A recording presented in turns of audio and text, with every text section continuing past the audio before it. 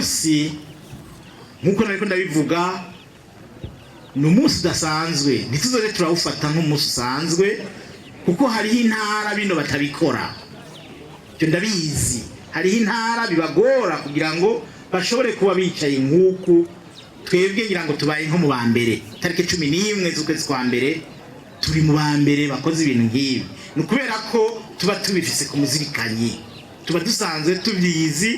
si ibintu duhatira ko ni nk'umugenzo dusanzwe dufise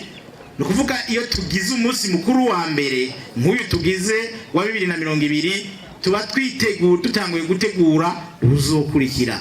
no kuvuga rero ko ari umugenzo mwiza cyane hagati y'abasangiye intara hagati y'abavukanye ibyo rero two kwitwararika nibiki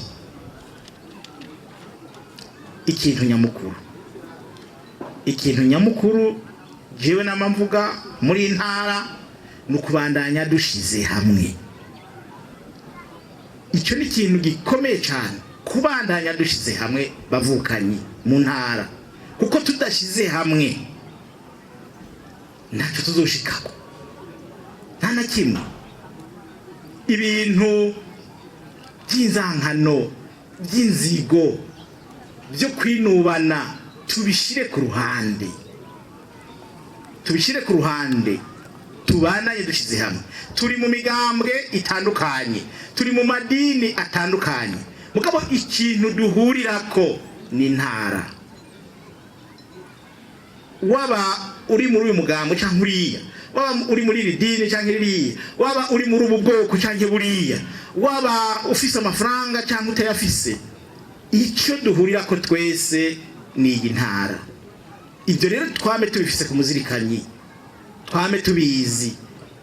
urashobora kutumvikana na naka ibyo birashika turi biremwa turabana b'abantu urashobora kudahuzana naka mugabo kudahuzana naka ntibisigura ko uca wanka ni intara uca uri cumarira intara nuko naka mudahuza namba na gato nivyo byo kudahuza sinzi uwo harura karaba mbega naka na naka bapfiki ivyo turiko turapfa ivyo twaba dupfa ntabihari mugabo nagira nkenguruke kuko no munsi asumbejo aciye bihuhusi imiyaga mibi nkengurukira abakozi b'Imana ngira ngo hari abahagurutse barasenga izo ngunza nkuko yabivugiye ngati tuzibije ingunza zose zanka Burundi izo ngunza zirasubiza hasi uno munsi hasumbejo turabona neza yuko ibintu biriko biraza haracyasigaye ibyo nkuko babivuga mu giporoti niho bavuga ngo gusangangura